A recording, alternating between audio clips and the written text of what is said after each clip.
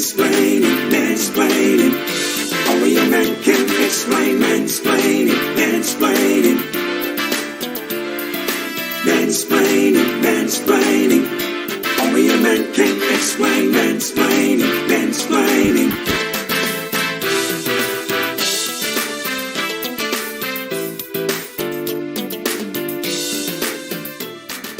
Explain.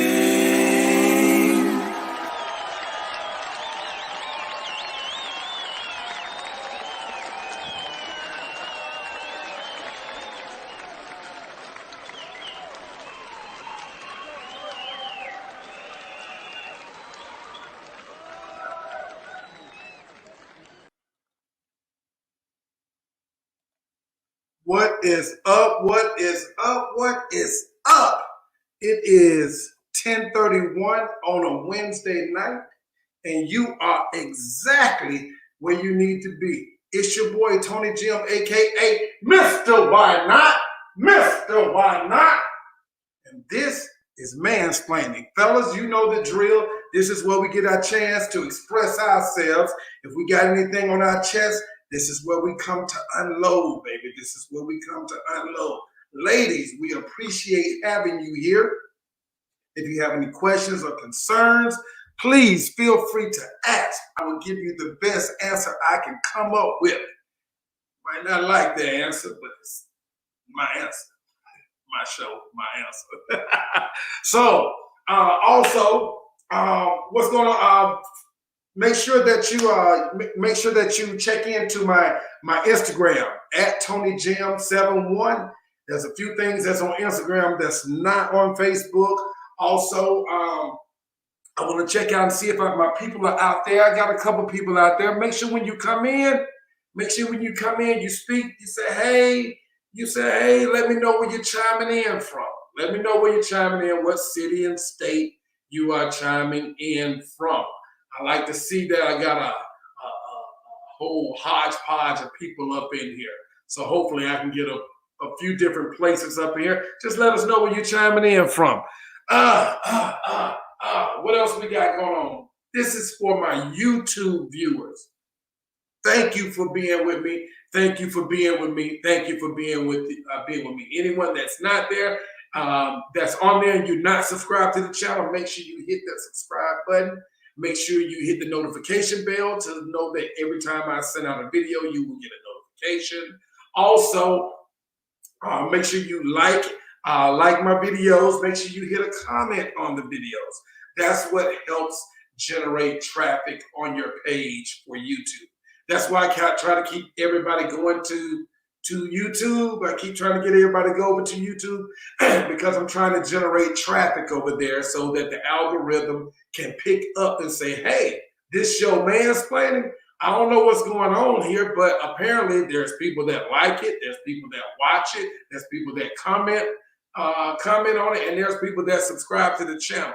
Let's generate some stuff, going that way. That's what we're trying to do. We're just trying to generate some traffic over there on the YouTube channel. For my Facebook listeners, hey, what's up, everybody? If we're not already friends, make sure you go ahead to my page and send me a friend request. I might have a couple of spots left for you to jump on the friends page the friends list on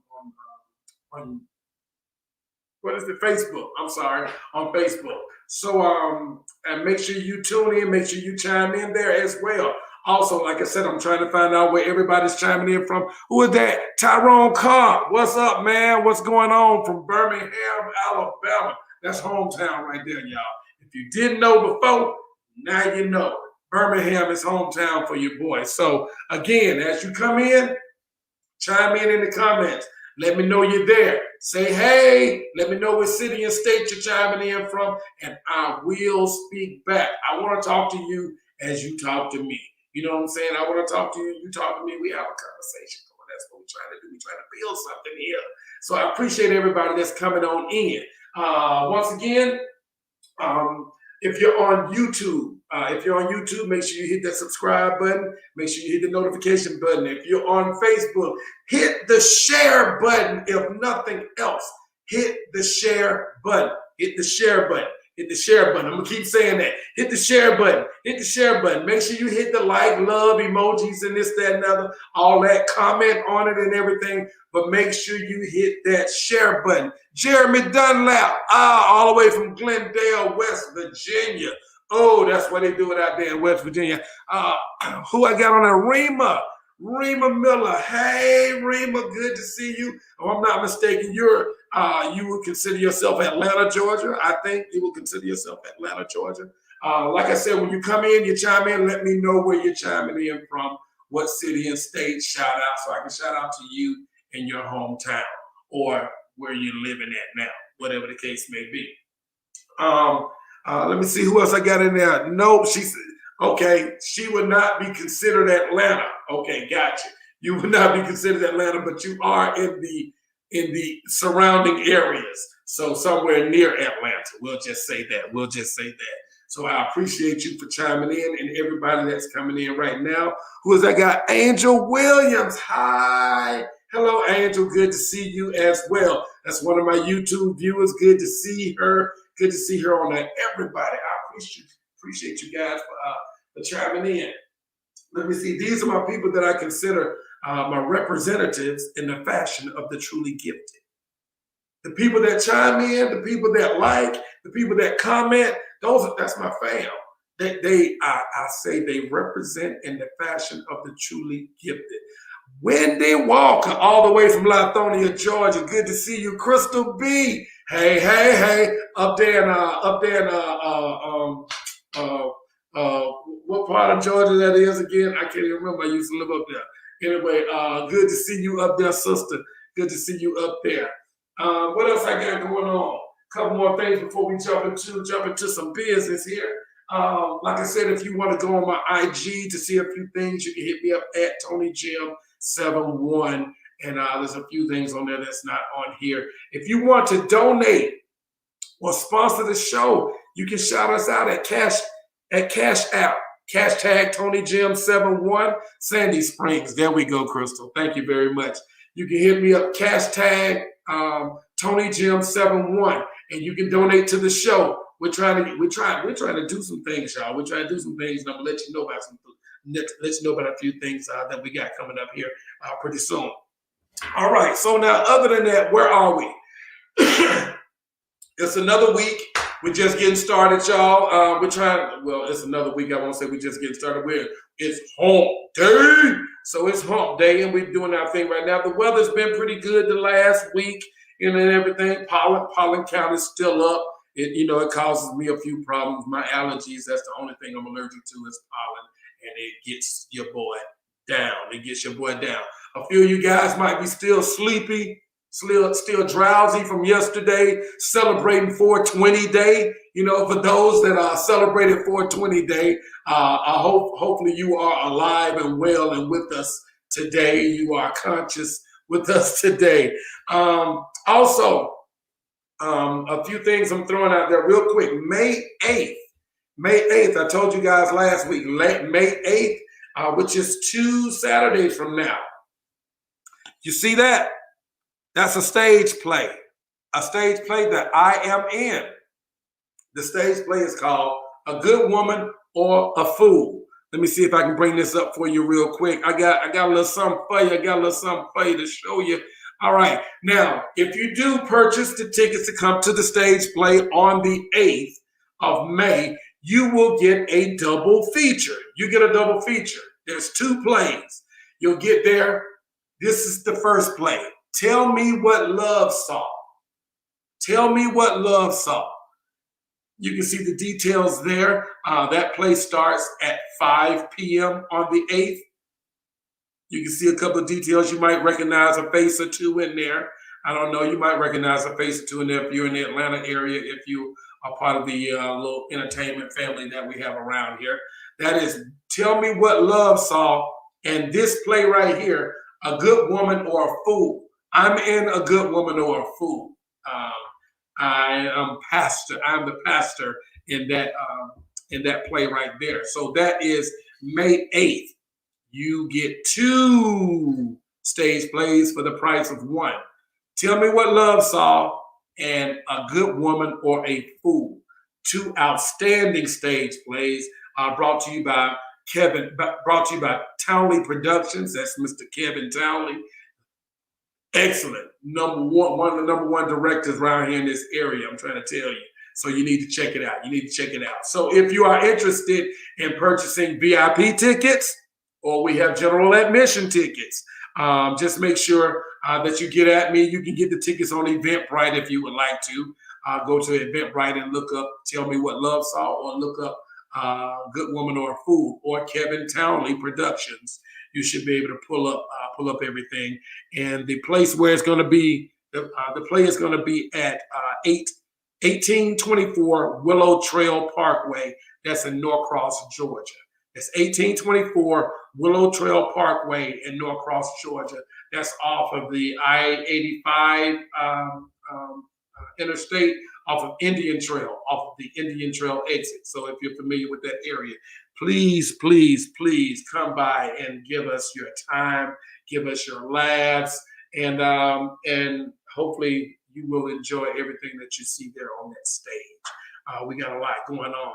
A couple more things. Mansplaining on Vacation Location. We're trying to plan something in the next coming months. We're trying to plan something where we can do a live show from a beach somewhere. We're trying to garner your interest.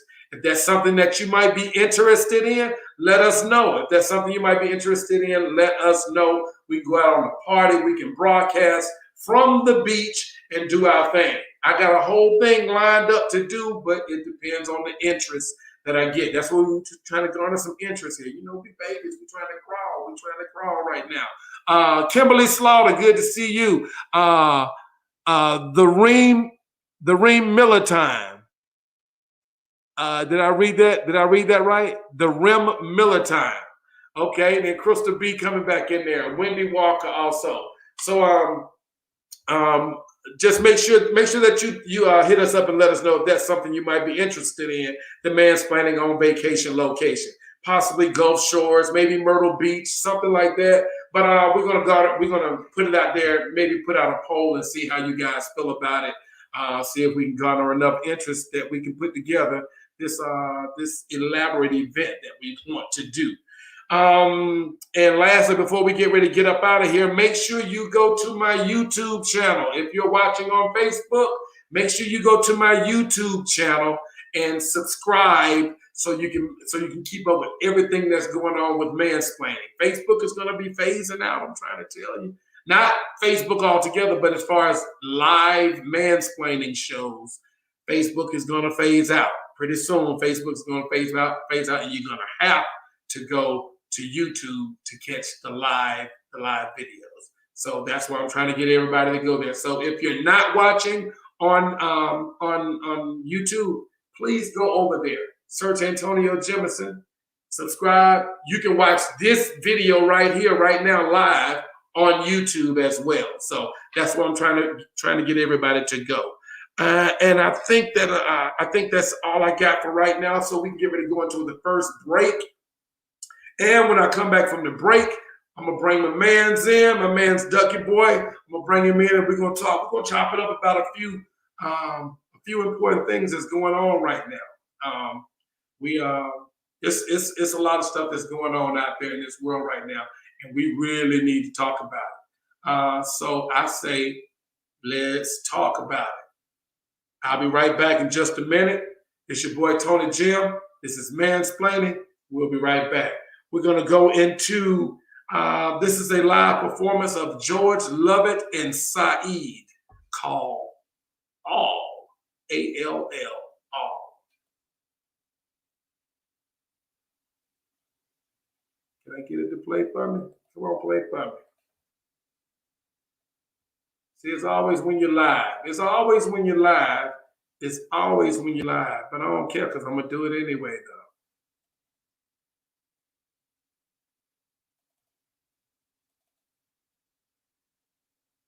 Don't wanna be juvenile, and I don't wanna be foolish now.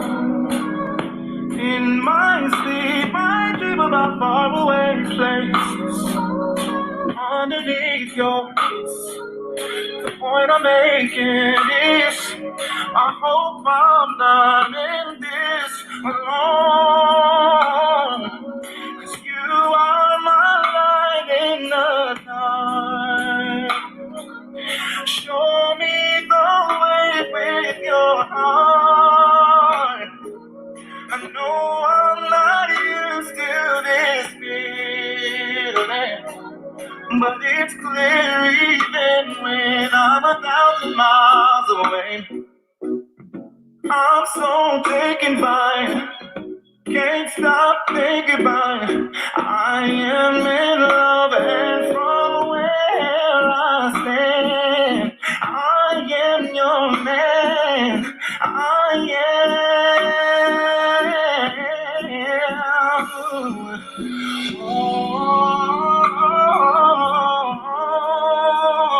George Lovett, Saeed. All. I know that love takes time. Boy, sing it. To grow in harmony, to get it right. I think about you. I think about you. I'm thinking about you. I keep thinking about faraway places underneath your kiss. The point of making is I hope I'm not in this love.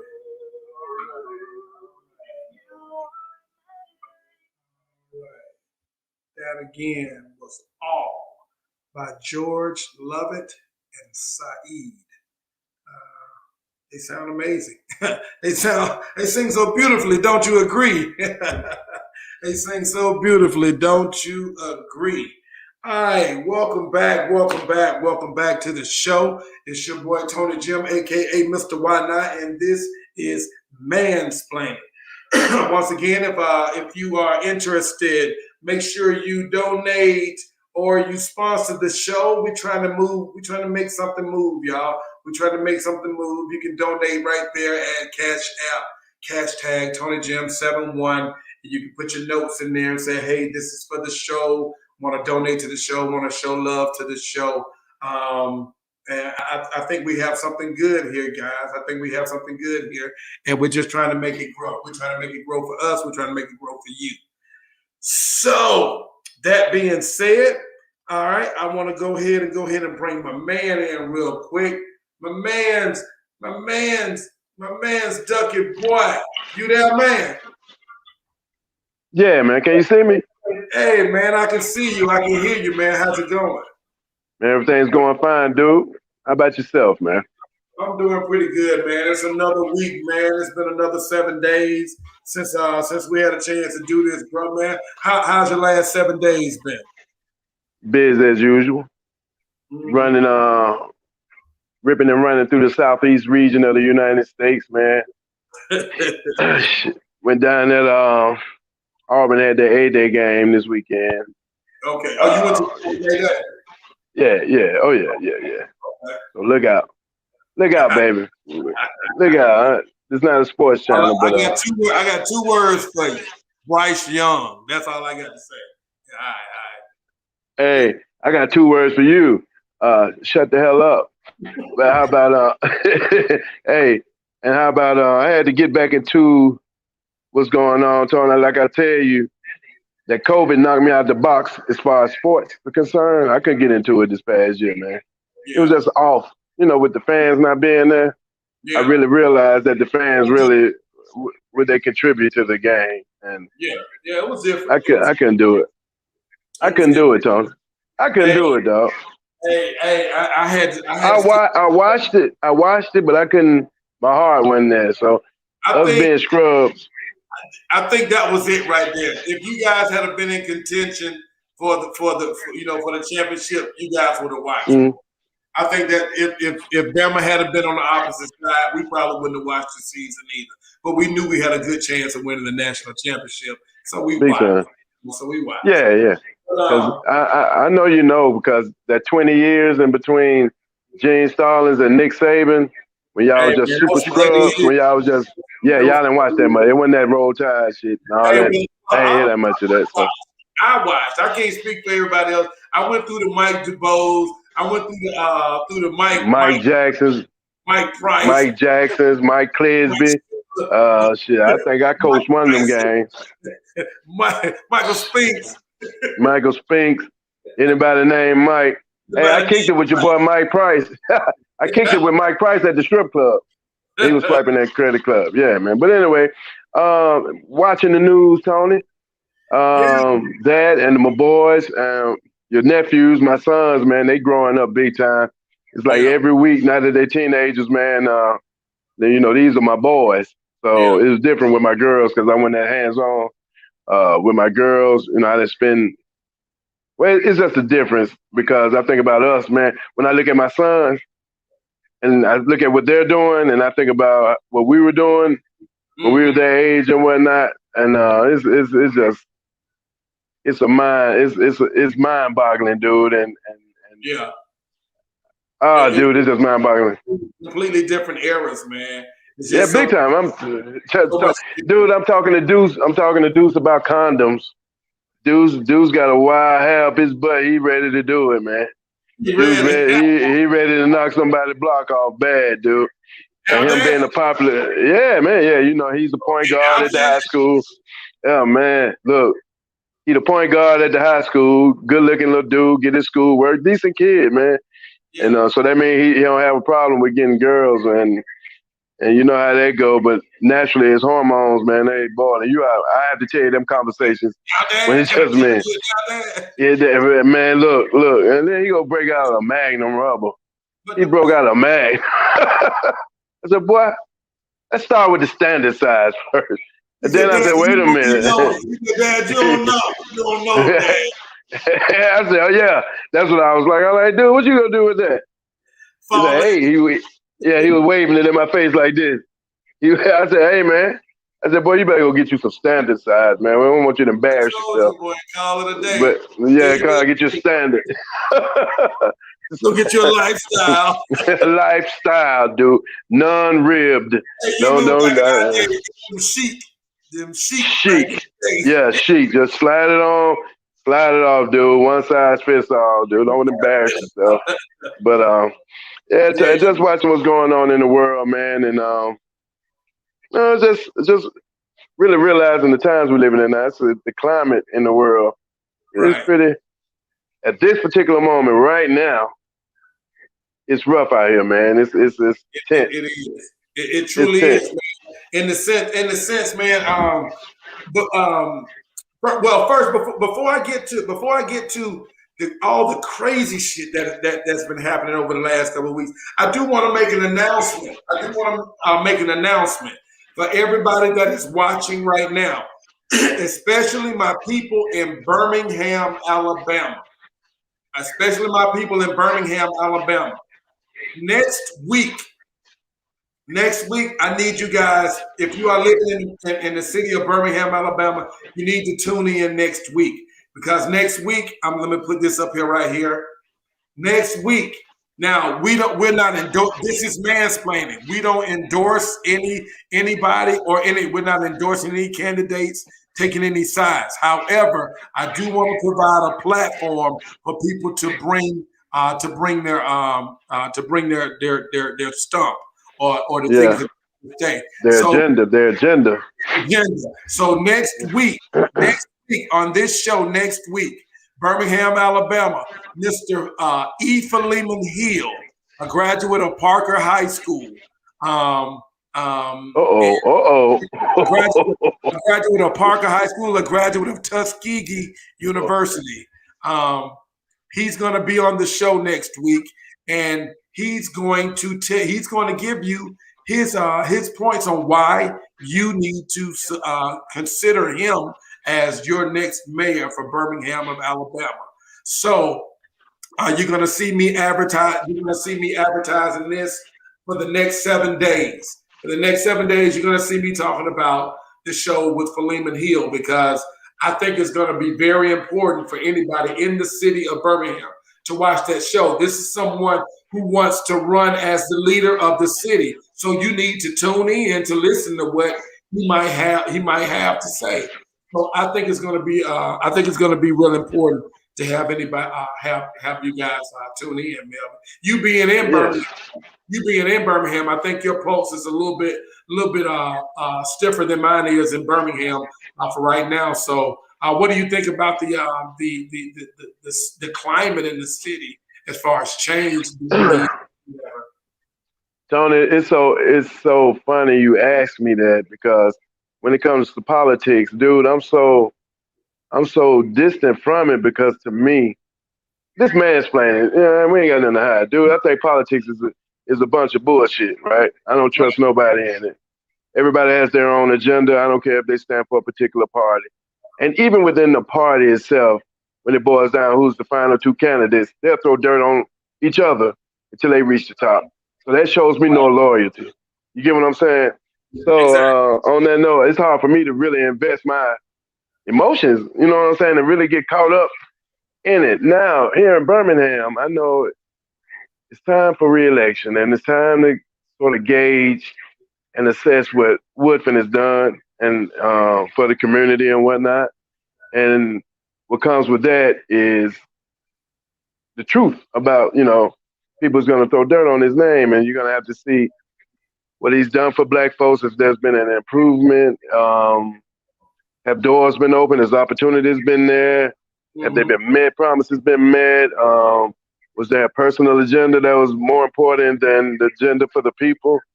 Tony, the violence here, dude, these little boys, man, here's the kicker, dude.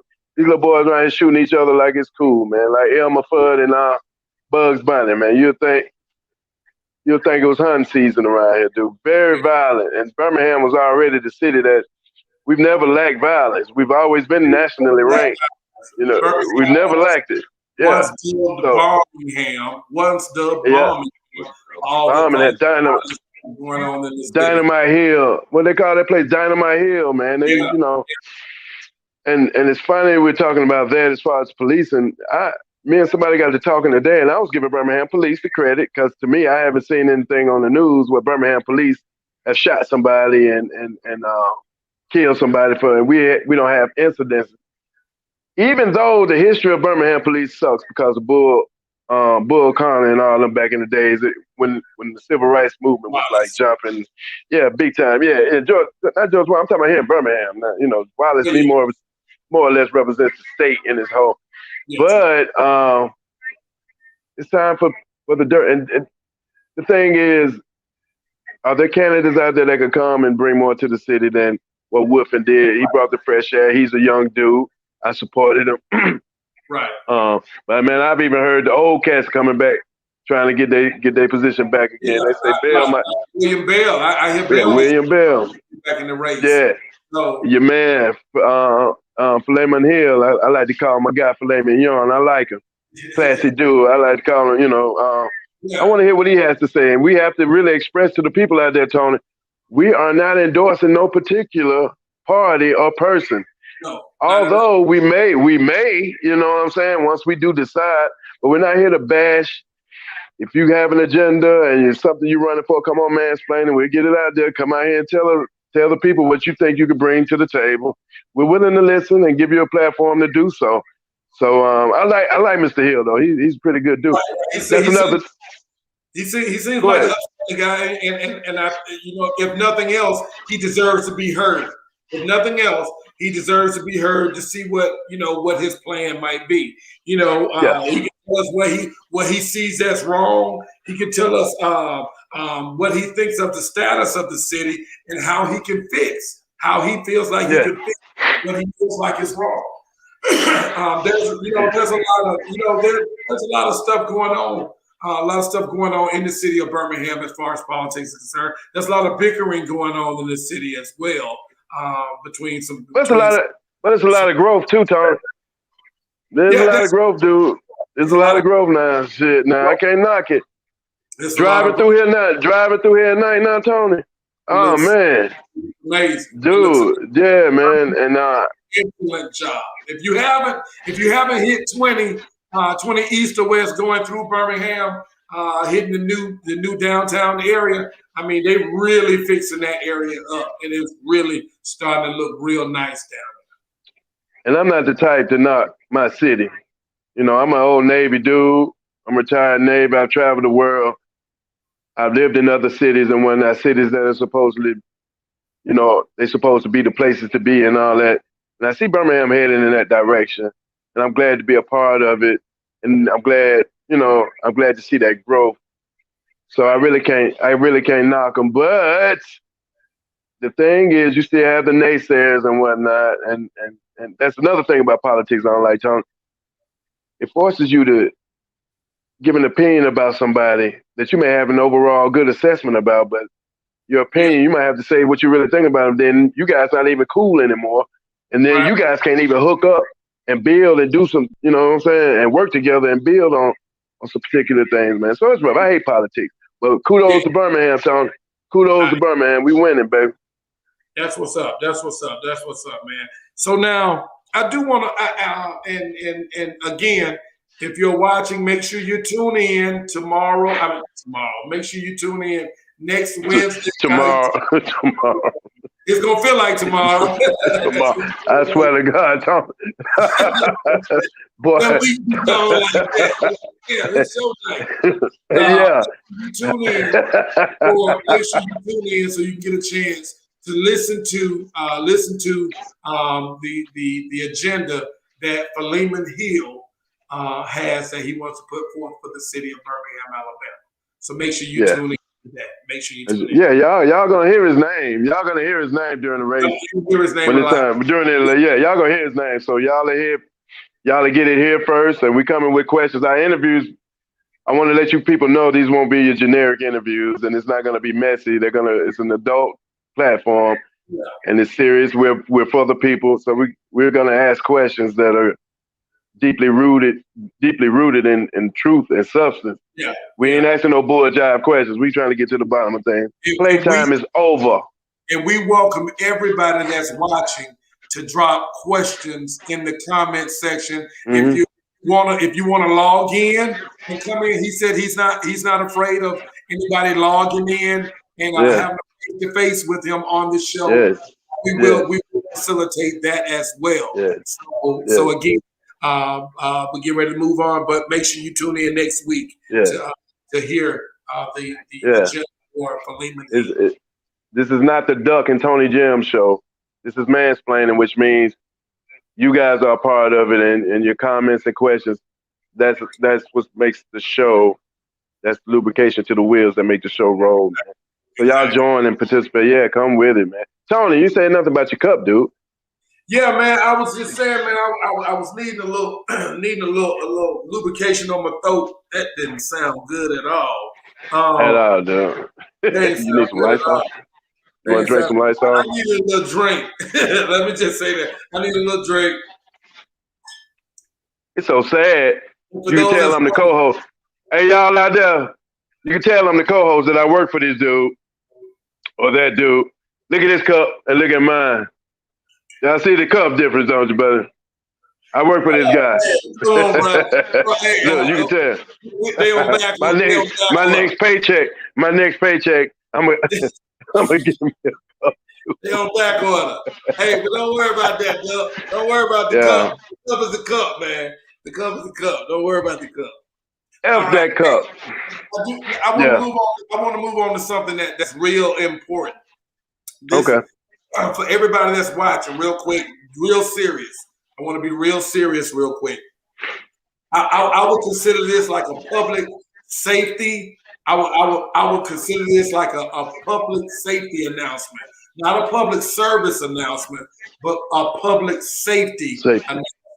Okay? So for everybody that's watching right now and you're listening to me, please pay attention to what I'm about to say. There are a lot of rumors that's out right now about some things that might be about to happen over the weekend. TikTok, everybody knows TikTok. Everybody knows the application, and everybody knows how quick things go viral on TikTok. There are a couple, and I just have to call it like I see it. There are videos of I ain't seen no black people, I ain't seen no Chinese people, I ain't seen no Asian people, I ain't seen no Indian people. All I saw was white boys. All I saw was white boys, and forgive me if y'all think I'm pointing at a group of people, but I'm telling you what I saw. There are groups, there are a number of white guys on TikTok putting out, for those that don't know, April is Rape Awareness Month. Hear me Wow. what I'm saying. April is Rape Awareness Month. These idiots on TikTok have designated April 24th National Rape Day. Hear me what I'm saying. These fools and these idiots on TikTok. Well, can I validate it and say it's an absolute truth? No, I cannot. I can only tell you what's out there, what's being said out there. What's being said out there is on TikTok. I've watched some videos. You can go to YouTube and pull up some TikTok videos. Look up April 24th. It will tell you that April 24th, a group of sick-ass individuals plan on celebrating National Rape Day on the 24th, and they look to be having some victims on the 24th. So be extra careful, be extra observant. Everything is, and I want to say women, but you cannot be too sure these days. I want to say women, be careful. Girls, be careful. But no, you have to say boys and men as well. You have to say boys and men as well. Was it D1 said report the videos you see? Yeah, they're all over. They're all over YouTube. So, there's a lot of videos. So he's saying report them to you. I see what he's saying. When he's saying report them and get them knocked so you can get the video. Yeah, exactly. Well, now on YouTube they don't show they don't have the whole person's account. You know, on YouTube they just be having the clips on there, so you don't necessarily know whose page to report, because on YouTube it's just report clips. That one. Report the one that you're looking at the clips on. Well, yeah, I can do that. I'll do that. And for those that go out there and watch, you can see it as well. So once again, before I move on, I want to make sure that you guys hear me and you hear me well. April is designated as Rape Awareness Month. There are some very sick individuals that have designated Saturday, April 24th, as National Rape Day. Please be careful everywhere you go. Please keep your eyes open. Don't leave no kids out or anything. Please, you should already be extra vigilant in these times, but you might have to turn it up, ratchet up more this weekend if these fools are actually going to be out there doing what they are saying on TikTok. Let me touch on that for a minute, Tony. Yeah. First off, there got to be some of the craziest shit I never heard in my life.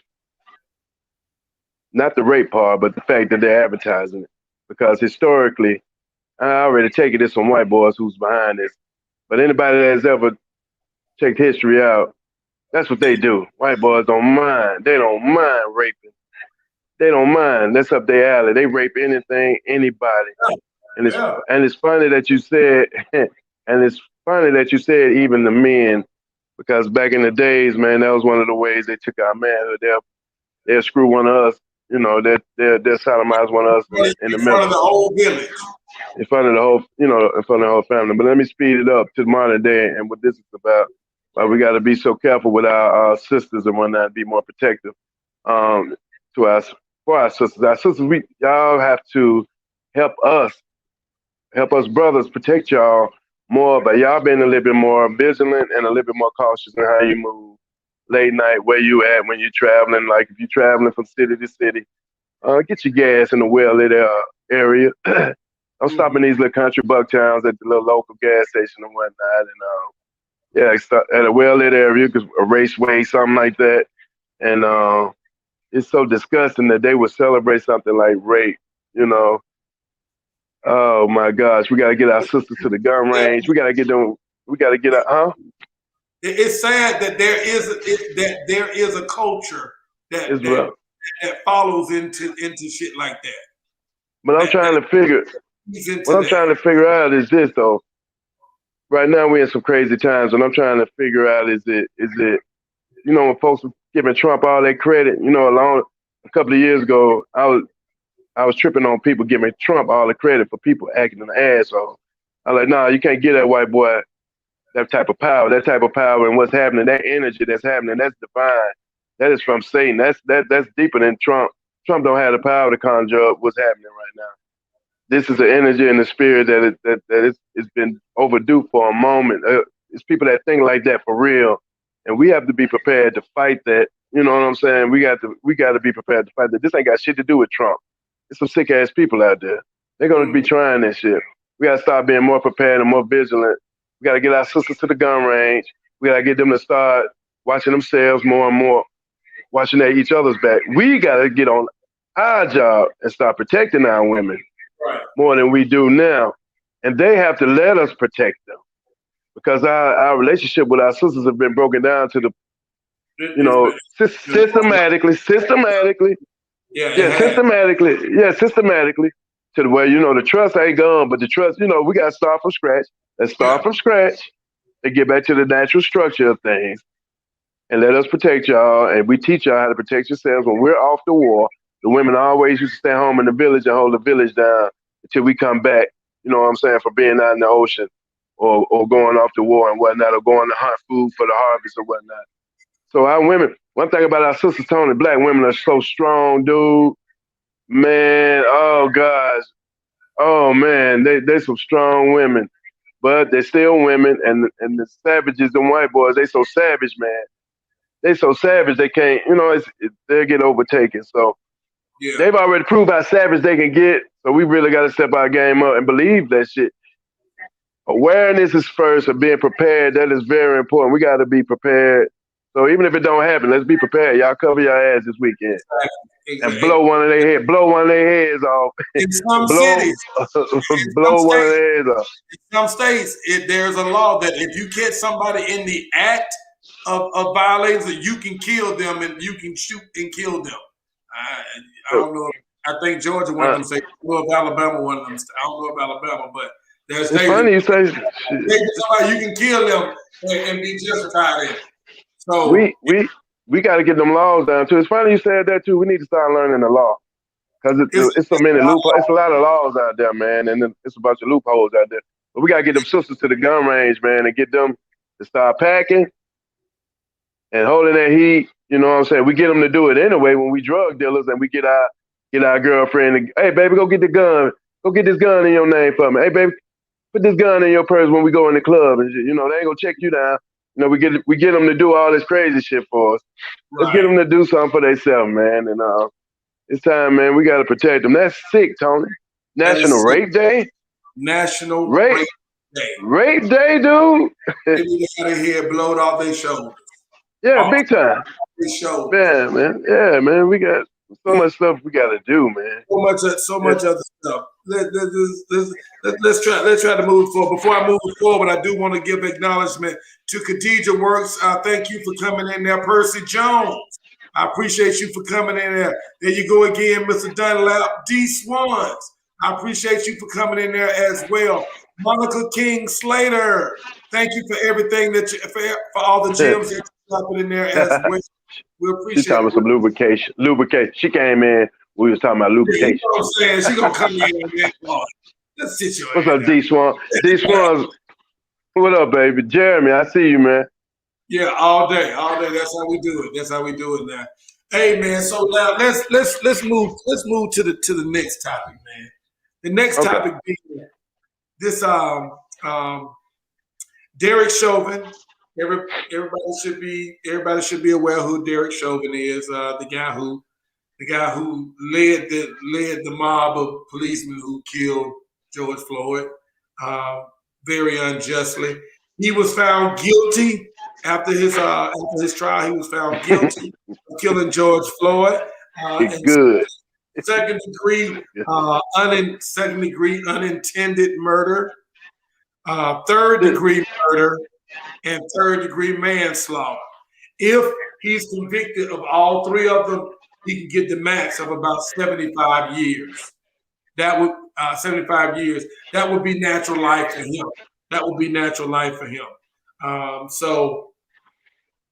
Did you see this? The expression on his face.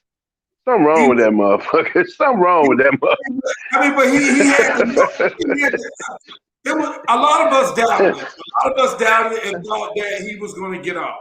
A lot of people just felt because of his demeanor. His demeanor from the time he had his knee on dude's throat, man, all the way up through the whole court proceedings to the verdict, Tony. That joker got a look in his eye. I finally, during the verdict, I said, okay, it's nothing that he knows like he's going to get off. I said, something wrong with this motherfucker. I said, something wrong with it. He got a look in his eye like, did you see him? Yeah. But anyway, before I get off, good, I'm glad he got convicted. Good. He deserved it. He deserved it. He deserved it. Yeah. All shouldn't have been no damn trial. Shouldn't have been no damn trial. It shouldn't have been a trial. That should have been just case closed, just from what we saw on the video. That should have been case closed. But okay, you got to do due process. Okay, do your due process. And I'm glad through your due process you figured out that this mother was guilty as sin. So now. The question is this though. Let me just say something, man. I'm getting off our pattern tonight. I'm sorry. Fire me. You can fire me. Maybe I'll go to a talk show that'll give me a cup, goddammit. Let me tell you. But anyway, Maxine, the damn cup. Look at this co-host. This is some co-host type shit. Look. Look at that. That's a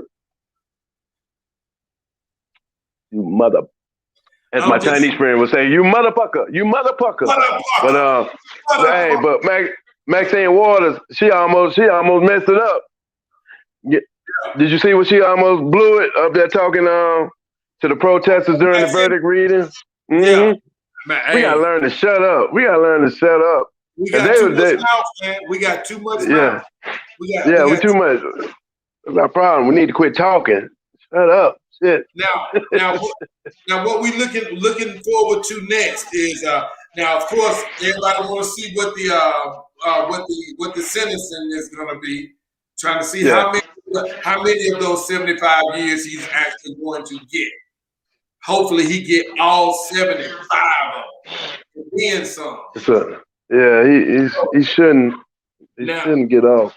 Now, in 8 weeks, the other officers, the other three officers, they will be up for trial as well. Officer Tao and the other two rookies. I still feel pretty. I don't know how a lot of other people feel about it, but I still feel like the brother that was there on site, that brother had been on the job. That was his 4th day on the job. He was the one. He was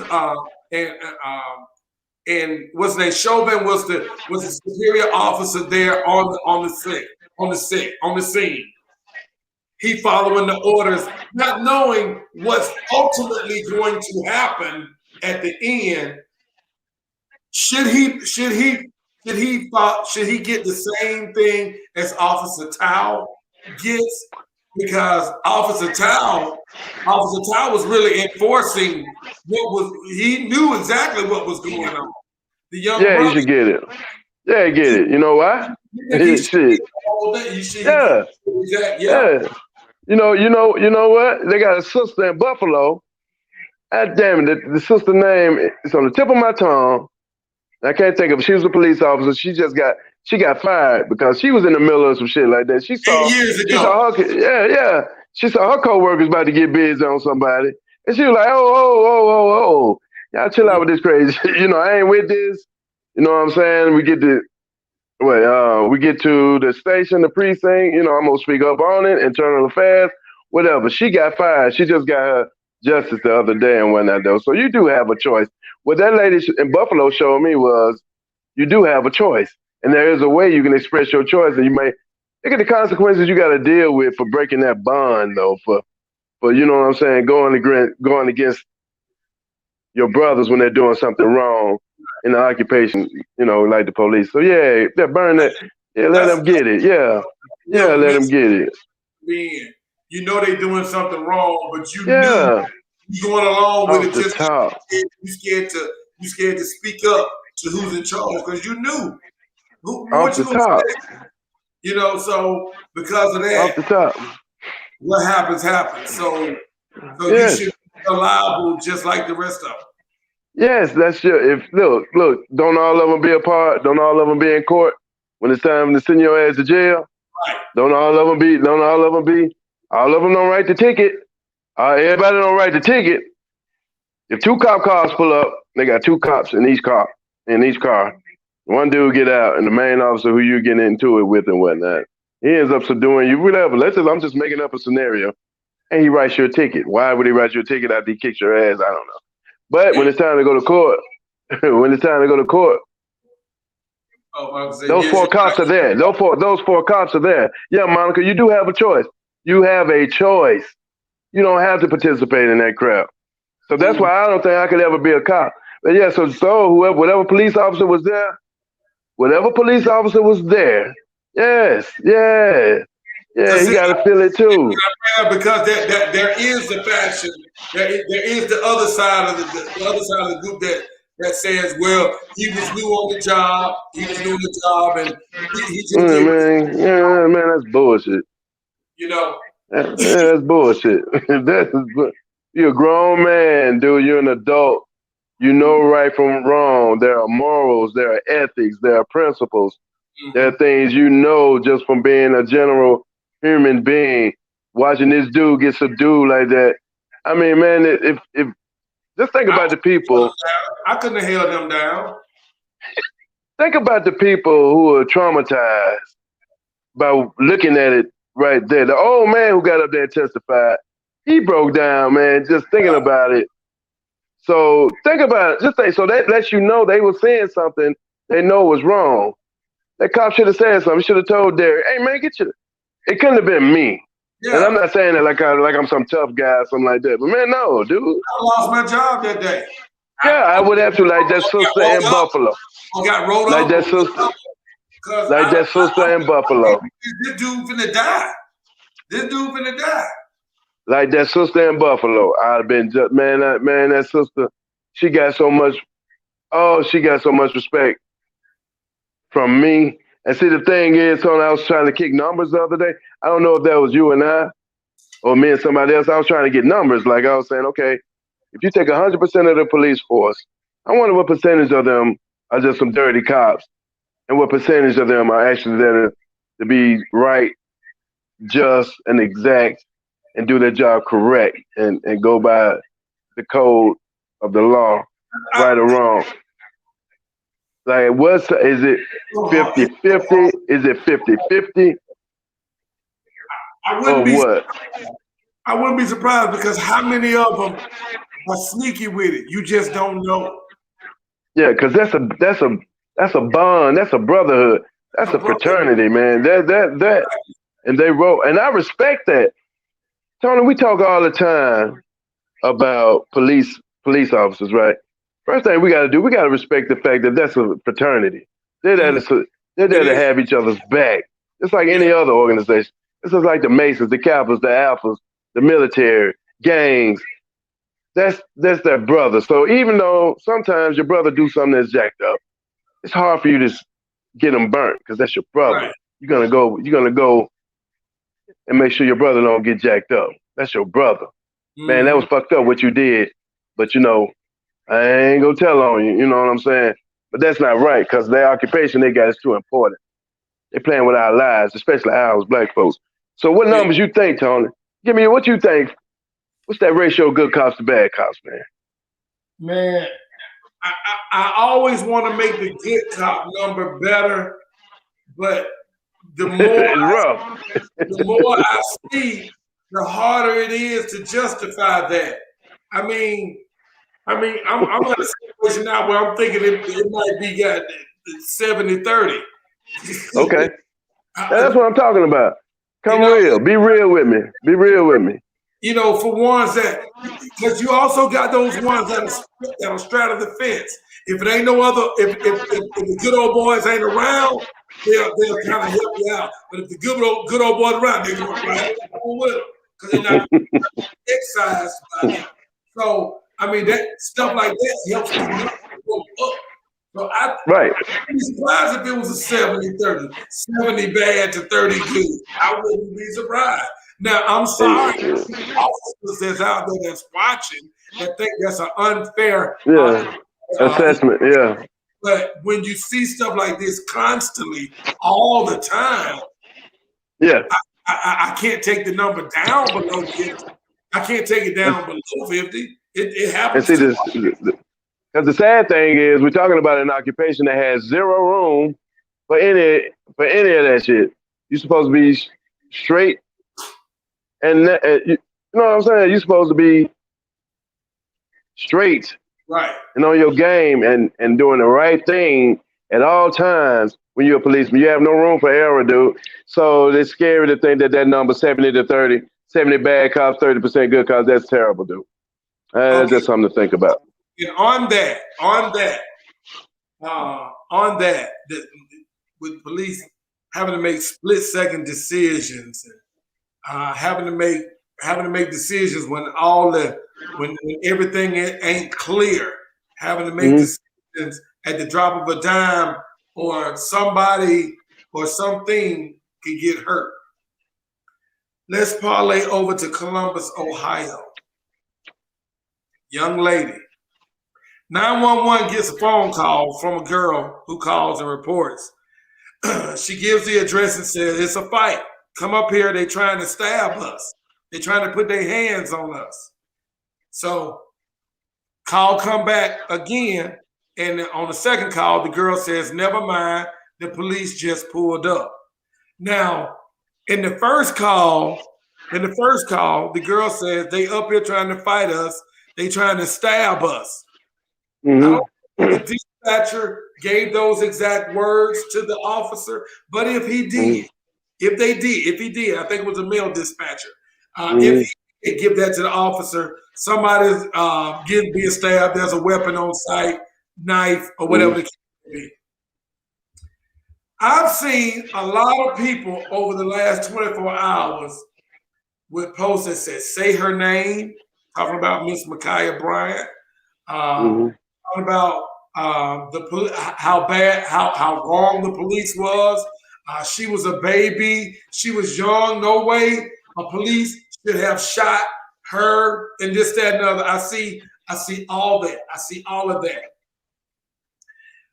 The first thing comes in my mind is, did you watch the video? Did you really watch the video? Because the video I saw, and I saw from three different angles. I saw from the angle of the cop that shot. I saw from the cop that came from the left side, and I saw the video from the cop that came from the right side. Now, a lot of people want to argue and say, there was two other cops there. They didn't pull their guns out, so why he pulled their gun out? That's a lie. They were not there before he was there. Because in their videos, as they are getting out of the car, the shots being fired as they are getting out of the car. So no, they are not there first. This is my problem right here. The police officer gets a call and says, there's a fight going on, there's violence going on, somebody's trying to stab us. So automatically, there's a knife on site. You pull up to this address. Now, if I could take a still picture of that front yard when the officer stopped his car.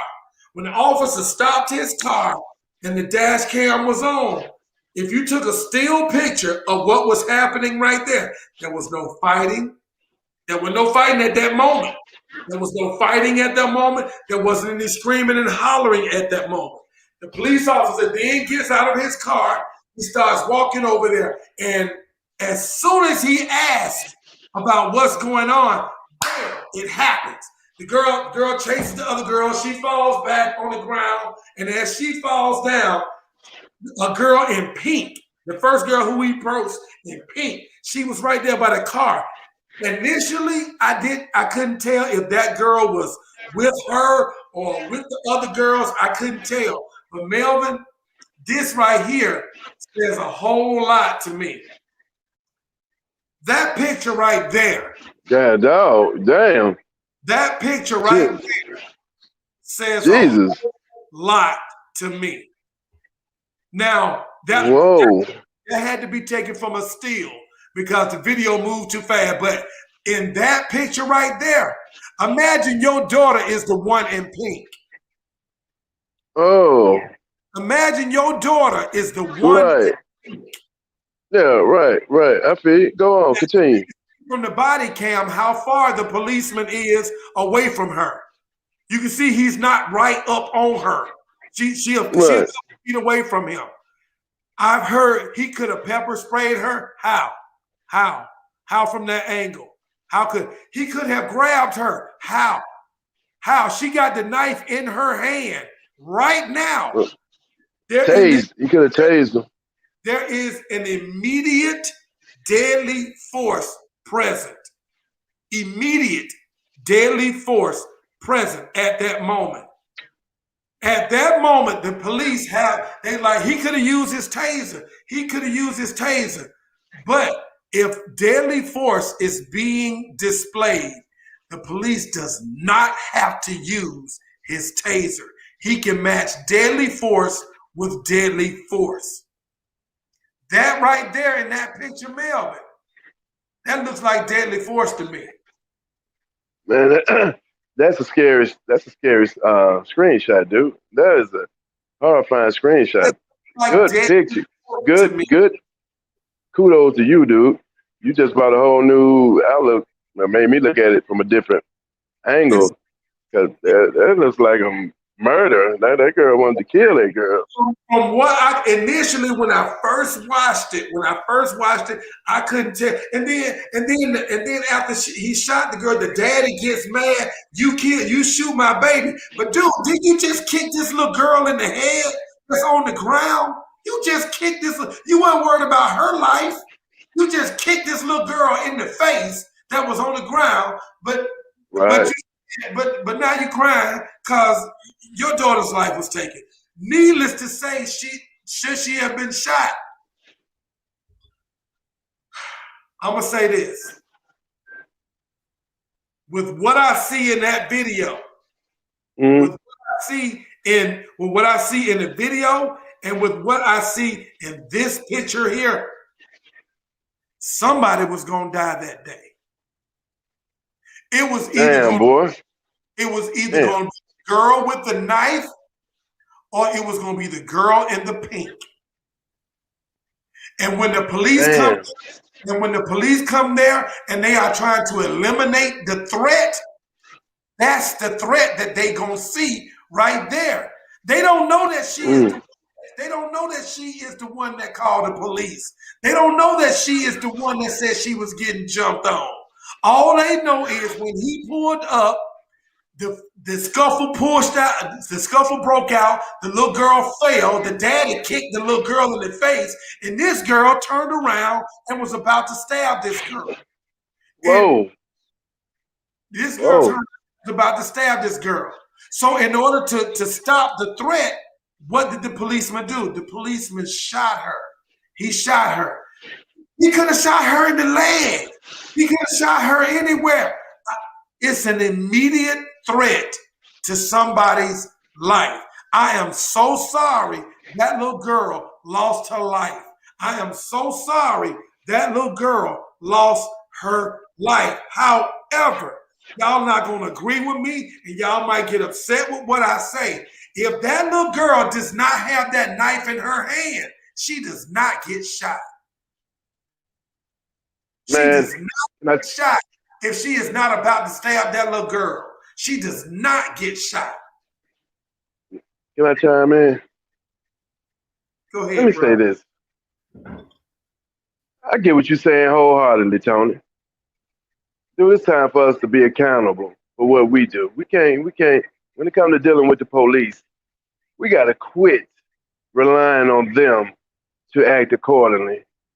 We have to quit relying on them to act accordingly. I wrote something If down. we can't get them to stop doing that to us, what we can do is start doing things to reduce the amount of times it happens to us. A lot of times it happened from a lot of videos I've seen.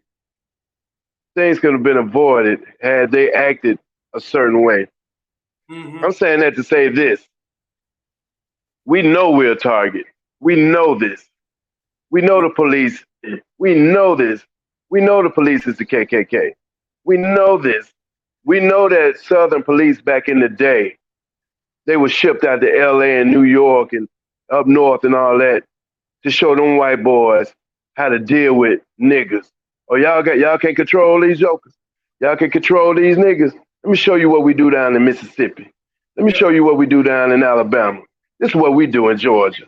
Mm-hmm. Go up to New York City and show them. You know what I'm saying? That's what Daryl Gates, LA, Los Angeles, the dude who's the police chief, when Rodney King got. Yeah, he's a Southern dude. See, we have to notice. We have to take steps into making sure we survive our encounter with the police. I tell mine all the time, you get pulled over, act accordingly. That ain't the time to be the revolutionary. That ain't the time. You're gonna lose, whether you wrong or right. Dude, we cannot be acting like that with the police. Now, when a minute ago I told you we need to start learning the laws or start getting more familiar with them. Mm-hmm. It's already set up for cops to never get convicted of killing us anyway through a law that says, basically, in order to bust a cop ass for killing one of us, we have to prove that they came with the intention of killing you. Okay? We have to prove the intention of killing you. How can dude, ain't no way in hell you can. How you gonna prove that this dude came with the intention? How you gonna do that? So that's the loophole. That's the loophole. You can never prove it, so they get off. They get off all the time. So that's why every time that happens, the first thing they throw out there is, yeah, hey man, you know, they had something in their hand or they was tripping and whatnot. They coming to kill us, man. They coming to kill us. So we have to stop. Oh my gosh! Now I couldn't see the video to the point where she had it and she looked like she was going toward the cop. No, but me. If I got a knife, I see a cop, me, and I tell mine, you got a knife in your hand, toss that, get that motherfucker out your hand, get it out your hand. Drop to your knees, dude. Drop to your knees. Ain't nothing to be combative. But what did she do? When the police were right there, the police walking up, she charged at the girl, knocked the one girl down, and turned around to the other girl with the police standing right there. Why would you do that? Get right. And then I feel you, Tony. And then they gonna say, well, they gonna say Duck and Tony tripping. He had no right to shoot that girl. Y'all gotta already know they coming already with a predisposed intention of killing us. They don't need much. They don't need much of a reason at all. And then Tony, you remember earlier we was talking. I was saying, another thing we don't consider is the pressure that the police are under, trying to be a policeman during these times. That's do you imagine? Can you imagine the pressure a policeman is under, going to work every day? Every call, you know what I'm saying? Every call that you go to, you're subject. There's a possibility you can lose your life. Every call you mad potential to be something crazy. And you got mad potential to be something crazy. All of violence and fights going on, and somebody trying to stab somebody. You going there on 10. You ain't going there, hey, what's going on? Because they was like, he could have came out and been like, he ain't asked no questions. It wasn't time. From when he got there was no time to ask a question. There was no time to ask a question about what's going on. And he's like, well, the other policemen didn't have their guns out. But you know what? If he didn't have his gun out, the girl in the black shirt would be alive. The girl in the pink might be dead. Might have been dead. And then and the thing, did you see the his co-workers? They was looking at him like the other policemen. They were looking at him like, damn dude, you know. I understand though, because they didn't see what happened. They didn't see what they get out the car. Boom, boom. Oh, I get what you're saying. I get what you're saying. I get what you're saying. Yeah. I looked at the videos. I was like, there's no way that those other two officers could have saw her about to stab the girl in time enough for them to respond. He was there in time enough to respond. If not for him, the other two officers would not have been able to stop it. They didn't have no gun. They didn't have a gun drawn or anything. That girl would have been stabbed. Tony, man, excuse the language. I don't fuck with the police. Yeah. They pull me over, dude. When they pull me over, I'm complying. I'm sorry. I'm not finna be, I'm talking me. I ain't calling me scary or whatever. I'm not finna be Nat Turner. I'm not Malcolm X. I'm not at that moment. I'm ready to get home. Write me my ticket. Yeah, write me my ticket. Take me to jail. One of them two. But I'm not trying to do nothing extra. I ain't trying to get my head beat in. I ain't trying to get my ass kicked. I'm not trying to get shot. You're gonna lose either way it go. Your best bet. Man, do you know the ratio? I'm gonna take the ratio for this. You know I'm a ratio guy. I'm gonna take the ratio of how many cases get kicked out once people actually take those cases to court and force the cops. You know what I'm saying? Like, let's say a traffic ticket, anything, because a lot of times we get pulled over. It be for nothing, traffic violation or something that ends up turning into something else. Hey, take that traffic ticket. If you feel like an injustice been done to you, take that traffic ticket and go to court and fight it.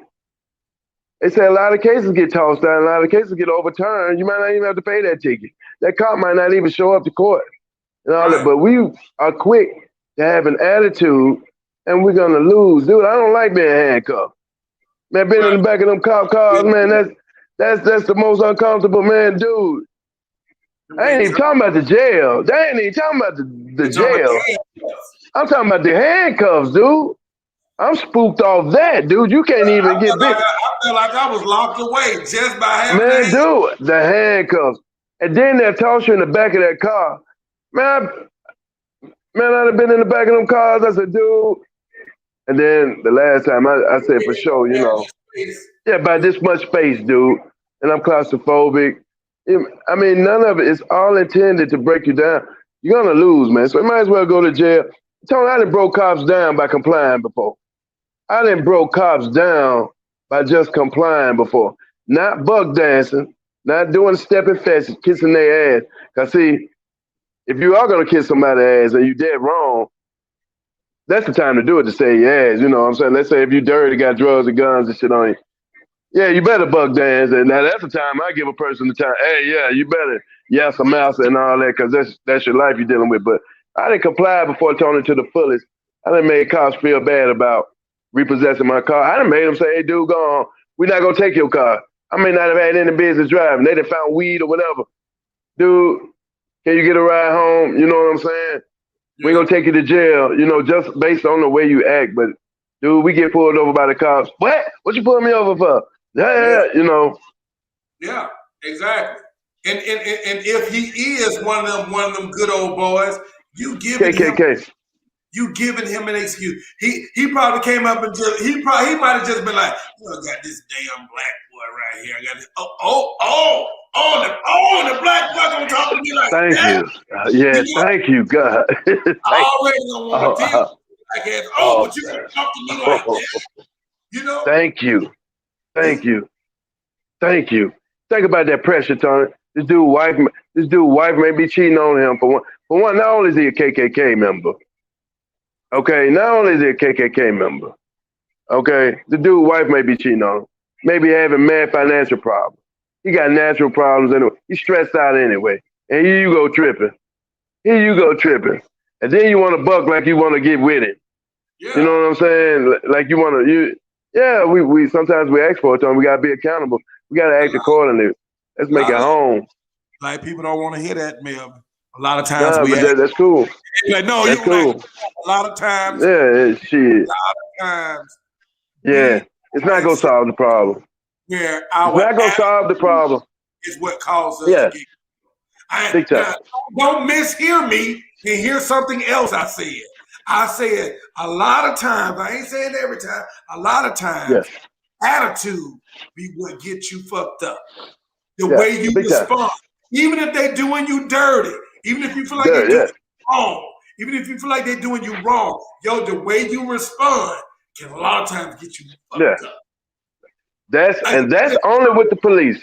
If you already got a feeling that they prejudice and this and that, them the worst ones you can act like that to, because now you're giving them an excuse to act out. I don't want to act out. Yes, sir. No, sir. Yes, sir. I want to get home. That's all. And mind you, I'm only like that with the police. I don't buck dance at nobody's job. If I get done wrong at the job, I'm cutting the donkey ASAP. If I get done wrong anyway, you know what I'm saying, by the white folks, hey, cutting up ASAP. But with the police in an isolated situation, like they got me pulled over on the road and whatnot, oh, dude, oh no, man.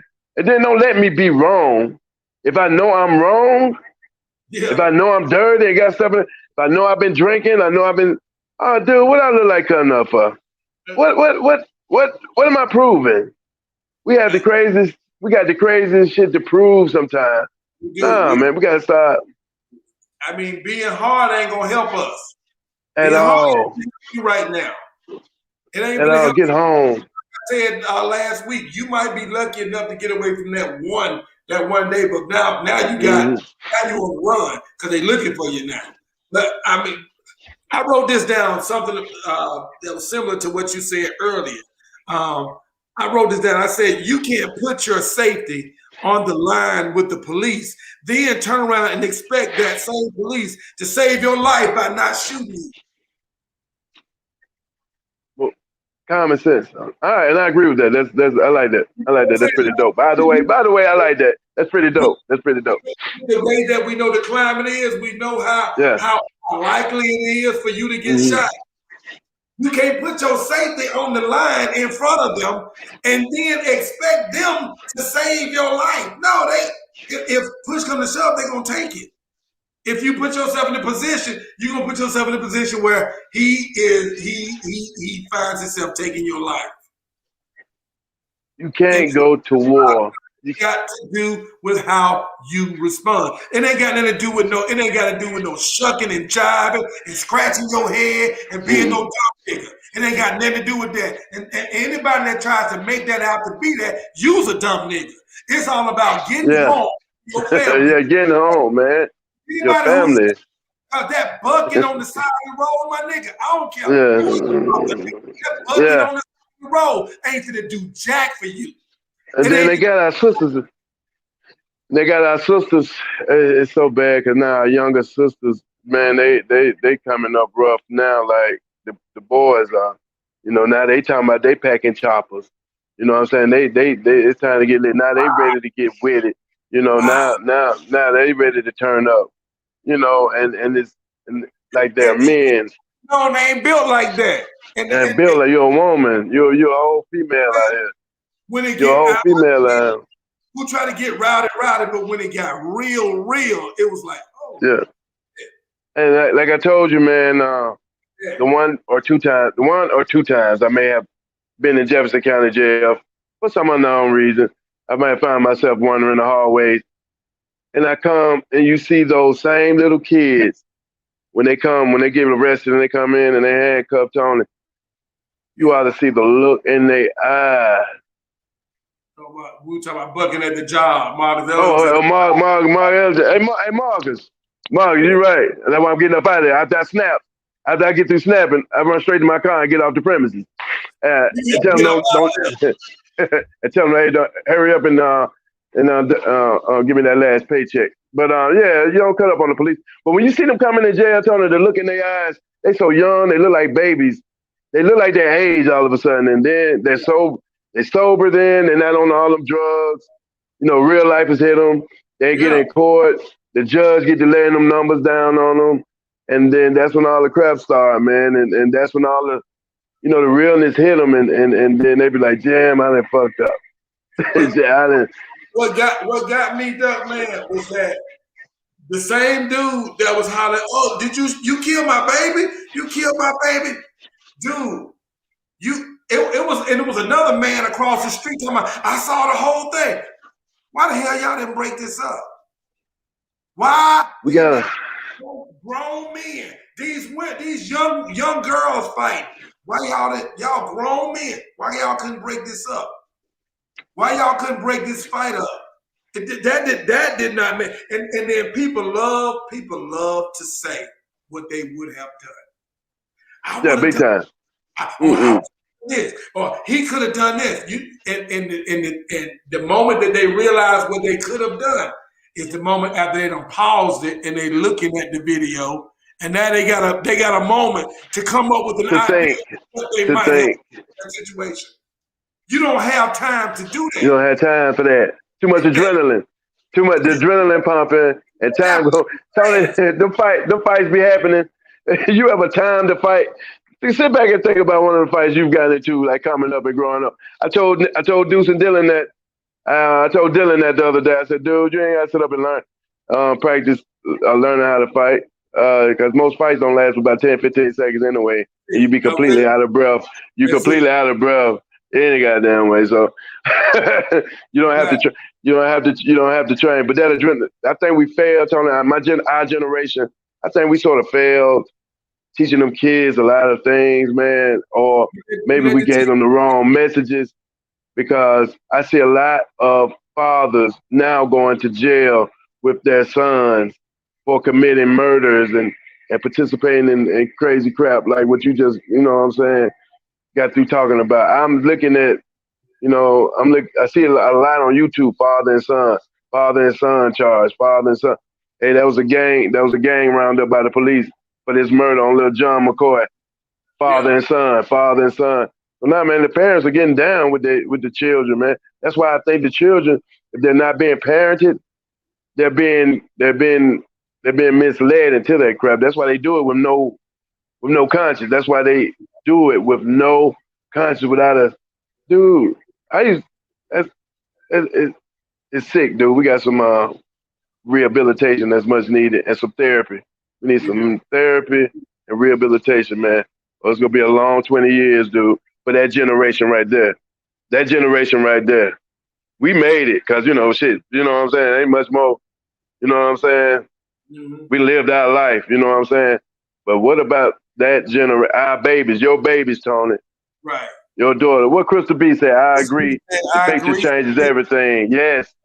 My heart breaks for the little girl. She was 16 and clearly didn't know any.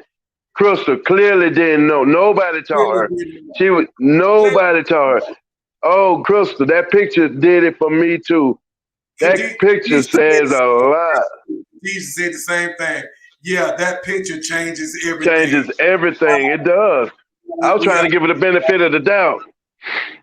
Yeah, what would make you pull a knife on someone? This is for a parent. Yes. Now, initially, she said they came to her with knives, trying to. That's what the report said on the 911. They come here trying to stab us, and that was her house.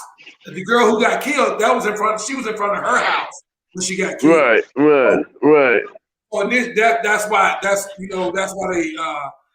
she had the knife. But my whole thing. Who is that? Marcus Ellison says, knowing the law allows you to know how far you can book. How far to book? Fred. Fred. Thank you, Fred. You light skinned. Hey. Now he got a point.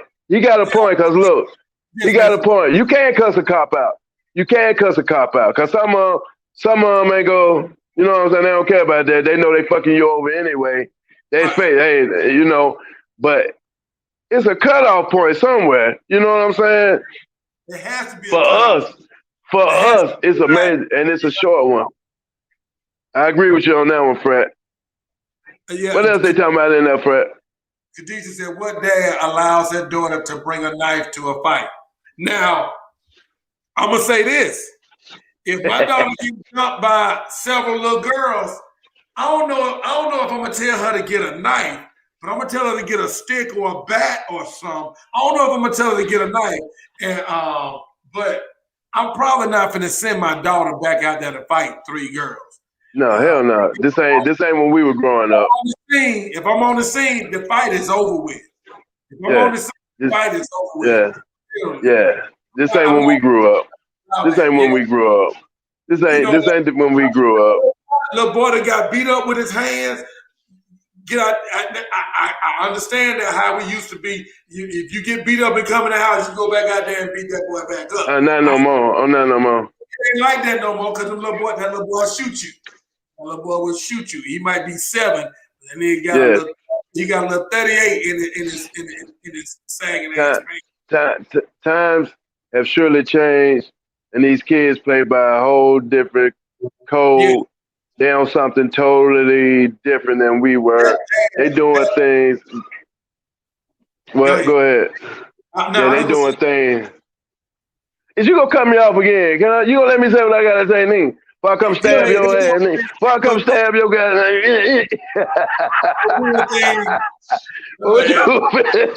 No, I'm finna say, ain't no, them days gone, man, where you could, these days I think we'll be happy just to see my daughter come home, surviving the fight, and that's it.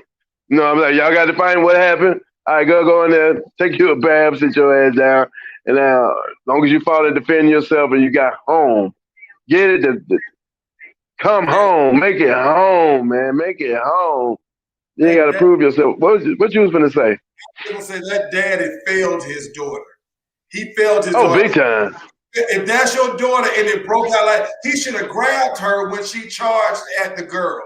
He should have been grabbing at his daughter, not kicking at the girl that she was charging. He should have been participating. Nigga participating. That was foul. He lost it's his fault. He lost his daughter. That's his fault. He allowed her to be out there with a knife like that, and when it kicked off, he did not stop his daughter. He tried to help his daughter by kicking the girl, and his daughter got shot and killed. That is on dad. That is on dad.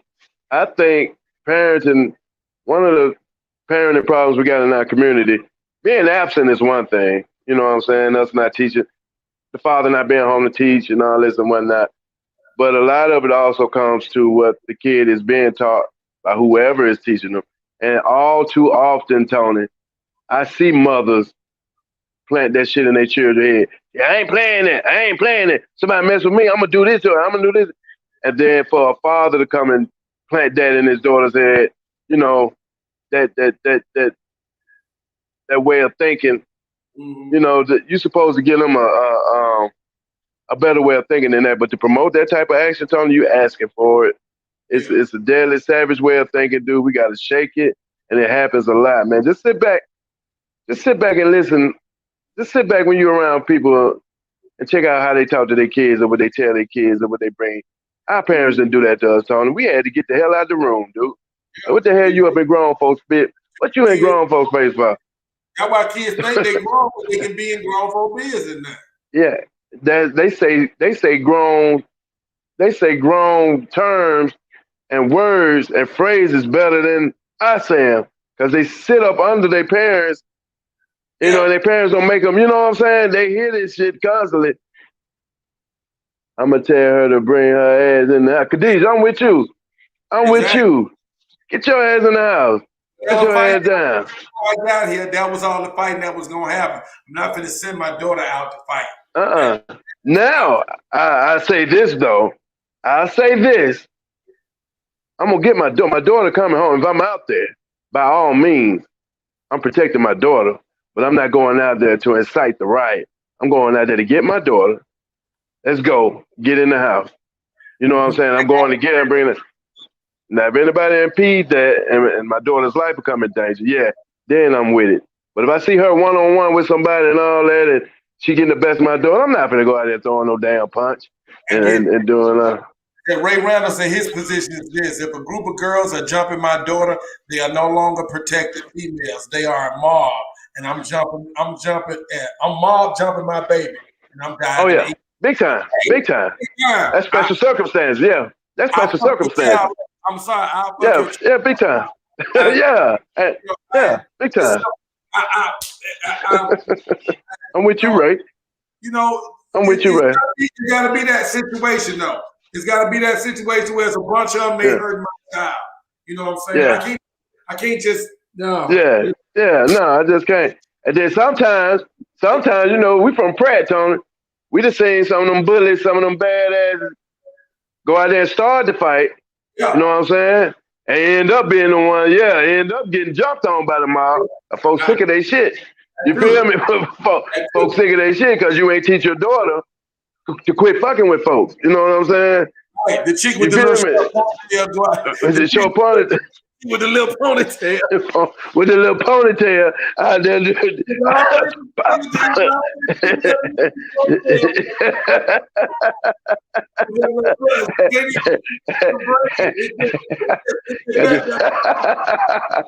the little snot mustache right now. Got the 2 drips of snot coming on. Little chap, y'all always mess with me. I told y'all about messing with me. Hey, and they be real quiet, be knocking jokers out. The thing is, we gotta get better at teaching our kids, man, and it is scary because it's girls. I've never seen our girls act. They getting like the dudes, man. Man, pull up on YouTube and watch that some of these young. Hey, dude, the chick. I don't mean to get off subject, but a couple of weeks ago, a young lady she collided with a white woman on Arkadelphia. I think she was speed racing. And it was like 3 or 4 in the morning. Okay. Oh man. And due to the fact she's in Birmingham and she got family local, I'm not gonna say her name or whatever. But I will say this. Afterwards, I think she went in jail, got bailed out. She went on Facebook, talked about the incident, and in the manner she talked about the incident caused her bail to get revoked, and she's back in there. Now, I don't know if she's out now yet. But dude, her mom was on. Yeah. Her mom was on the Facebook Live. And like I said, I ain't gonna cast no judgment. But I was like, whoa. All I'm gonna say is this, I was like, whoa. So it's sort of like Mama ain't no good role model. Well, her mom probably is the reason. She wasn't being no good role model then because she was egging it on. Yeah, egging it on. And I didn't understand it. And there's nothing wrong with that. Those conversations are meant to be held behind closed doors. Mm-hmm. You know what I'm saying? That's what you pull your daughter to the side and be like, hey, you know what I'm saying? Once again, what we said at the beginning of the show, Tony. Shut up sometimes. We talk too goddamn much. God damn. Yeah, big time. But you know, our people, we love drama and spectacle. We love drama. We love fights. We love fights and all kinds. We run towards it. And I firmly believe that's why the dad and them wasn't breaking it up, but they wanted to see a fight. They wanted to see a fight. He wanted to see his little girl. He wanted to see his little girl get these girls that came after her. That's why he let it happen. And he lost his daughter playing that game. That's a mentality. That's not our people. That's a poisonous mentality that some of our people have. That's why I'm getting away from saying hood. Oh, that's hood. I'm going back to saying the black neighborhood, the black community, because that hood shit is poison. And I ain't saying that like I'm a saint or a Christian now and all that, but that when you look at it, yeah, it's real, dude, and it's real detrimental to a particular generation who's growing up thinking that's a proper mindset to have. That hood. I'm hood. Nah, man. Back in the day, of what keeping it real is. Keeping it real, man. That ain't. Back then, we used to say, you hood, you gangster, because you did. That ain't keeping it real. That's not keeping it real stupid. That's keeping it real stupid. Cause when the judge hit you with them numbers, and then you got to tell on everybody in the clique and all that, yeah. Or your partner's telling you or your partners end up killing you and dumping your body in the river. Man, them kids ain't playing with each other. Them kids ain't playing with each other. We grew up with fellas that done got mixed up in some crazy shit like that had to happen. You know what I'm saying? It's happening, Tony. That's what I'm telling you. That's what's going on now, and a lot of it is happening now in the current generation now. That's the order of the day. That madness, that hood mentality, dude. Oh man, we got work to do. But I refuse to let the media tell me that majority of our kids are like that. I refuse. See, that's what I haven't. That ain't what I bought. I ain't into it. I know the media. The media will paint the picture that all our kids are like that. They not. They just take the minority that are like that, put them all on the news and whatnot, and paint a picture that the black people are like that. Nah, that's just a mentality that some of our people have.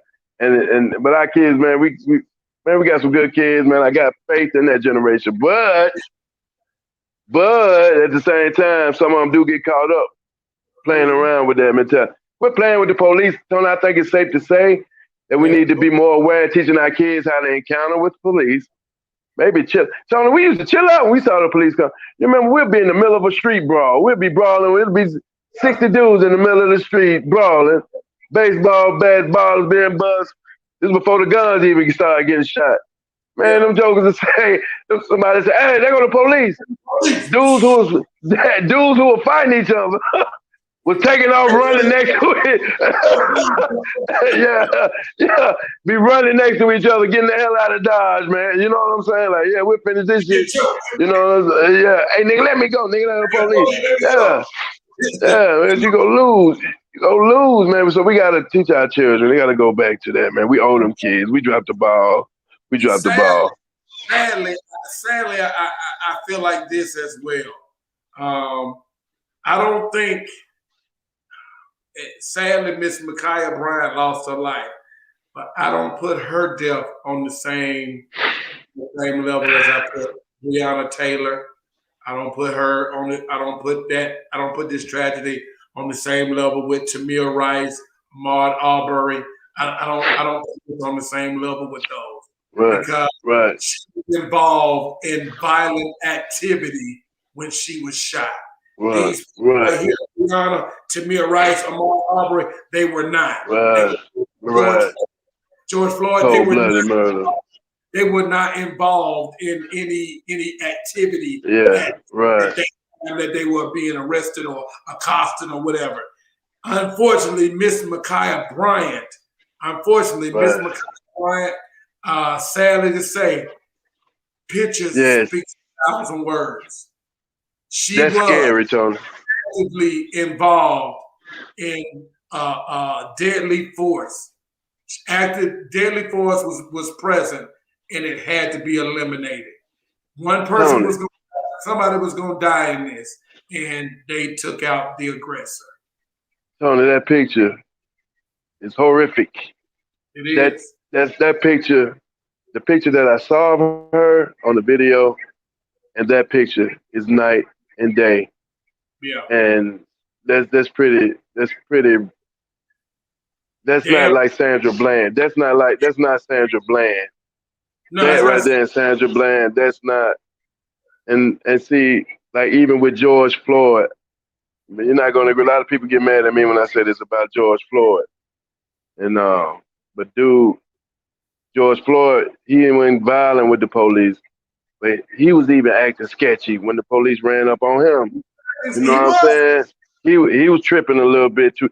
He was tripping a little bit too much for me. Somebody pointed out something to me about that though, because I spoke about that. I was like, you look at him on the camera. I was like, he's kind of sketchy. She like, if you go into a corner store in these hoods, how many dudes you think you're gonna walk in there every day? You see every day that's in there that's jumpy and sketchy every day. I was like, you might have a point. That might be something that you would see in a corner store in the hood all the time. I was like, you might have a valid point there. However, he didn't present a threat. He didn't present a threat. He didn't present a threat. He was just tripping. That's why what I was going to say was he wasn't a threat. He was just tripping a little bit. Like when they were saying, hey, man, put your hands up here. Don't what you reaching down there for. It did.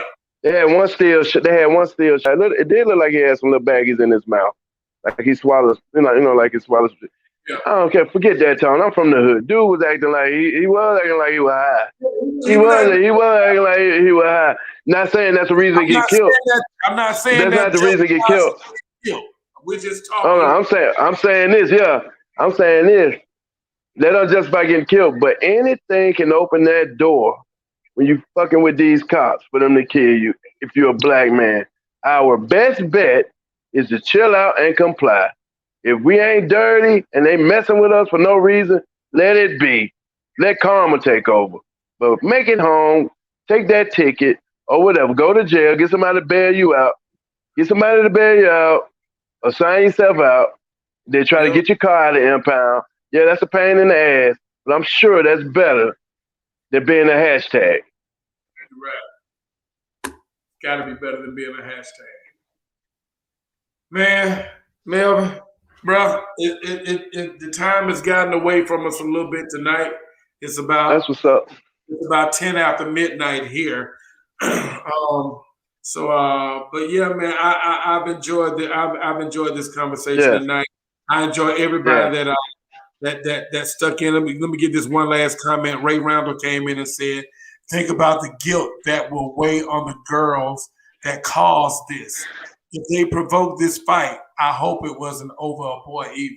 You're right. You feel me, Ray? It's very easy to the boy. Ray Randall. That's what I'm talking about, brother. I bet you it was all over nothing. Yeah. I bet you that fight was about absolutely nothing. And like he just said, probably two miss-ass chicks in the back, egged that shit on. Probably about a boy. Probably about a boy. You know what I'm saying? And I hope that is disgusting, man. You gotta pick you gotta pick your friend. Everybody ain't your friend, man. And one more thing I want to say too about that. A lot of us got to learn how to control our temper.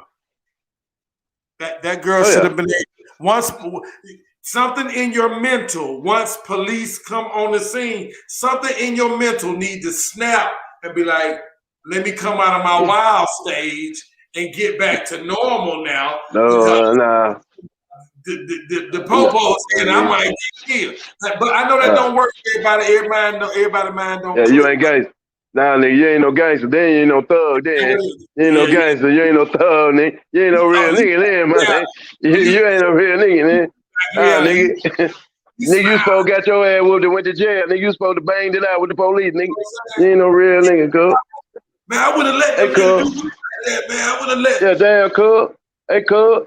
You don't do that. You a fuck nigga, cuz. Hey, my nigga. Nah, man. Nah, that shit so stupid to me, Tony. That shit disgusting. It is. Man, get your ass home. Make your ass home. Take care of that little girl who just had your baby. You know what I'm saying? Get home to that girl who just got that apartment. After she had your baby, got that apartment. Get to that apartment and y'all start y'all family, dude. And cut them dudes off that you running with. And go and take care of your family. Oh, well, man, let me get out of here. Because I'm getting heated. And then I'm going to go against mansplaining. Yeah, I'm going to go against mansplaining guidelines. We already be cussing too much on here. And y'all excuse the language. But thanks everybody for joining. Before I go, I want you guys to really start messing with us on YouTube. We're going to switch from Facebook to YouTube. Remember that. Next week, we're having a nice big interview. I call it big. Philemon Hill, he's a mayoral candidate. He's been in the mix. He has some interesting things to say. Let's get involved and listen to what everybody has to say. It's going to be the first interview of many more to come. We're going to be doing cash giveaways. We're going to be doing on location. We thank everybody. We thank everybody who's been riding with us. It's going to get better. This is Mansplaining, y'all. This is serious, and we ain't going nowhere. It's just us two. You know what I'm saying? There's not a plea for help and whatnot, but that Cash App down there, you know what I'm saying? Let me see my finger. Yeah, down there somewhere. And y'all help me get a cup. This is crazy shit. This is crazy shit going on, man. Get a cup. Give me a cup. His just a cup. Mine is just a cup for real. But he about to he about to copyright that term and get paid. It's just a cup. It's just a cup. No, it's just a cup. And that's what I got for real. Just a goddamn cup. I'm out, boy. I love you, boy. Man, I'll catch you next week, man. Peace, boy. Man. Y'all know where we at. Y'all know where we at. It's about 1:15 midnight now, y'all. I'm sorry for going over. Real quick before I let y'all go, a couple things I want to remind you. Make sure you start watching the video from the YouTube side. Make sure you shoot out there and go to the page and subscribe to the channel, Antonio Jemison. Like the videos that are out there and comment on the videos out there. Next week, I'm probably going to give away a cash app prize for someone that subscribes and likes a certain number of videos, and I'm going to send you a cash app. Another thing I want to remind you guys, on the 8th of May, Saturday, May 8th, A Good Woman or a Fool, stage play, double feature with Tell Me What Love Saw. These are both plays that's being directed by Mr. Kevin Townley. So make sure you make yourself available if you can to come and check that out. Get tickets from me. I have general admission tickets, and I also have VIP tickets. So make sure you hit me up with that. Also, you can go on Eventbrite and order tickets. And lastly, I don't know how many people are still watching right now. I didn't mention this. There's another segment. There's a new segment that we're trying to develop coming up soon. And it's probably going to be called The Mannish Boy Chronicles. The Mannish Boy Chronicles. And what we want is we want the fellas that's out there. We want you to send us a letter, send us a note, something about a story, about something that happened to you because you was out there trying to be a mannish boy. See, a lot of women think, they be like, they man, he doing something outlandish. Don't nobody do that. Don't nobody do all that. He doing too much. We're going to show you just how much we guys are alike. And we all throw chance to the wind for some of the stuff that we try to do. The Mannish Boy Chronicles. There are some stories that are going to be told on there. They will be anonymous. And we just want to put the information out there, let you hear some stories. You might have a comment or something about the stories that we put out there. So all the guys that are watching right now and any guys that's going to be watching soon, get your stories together. I know you got one good story throughout your life where something up happened because you was out there trying to be managed.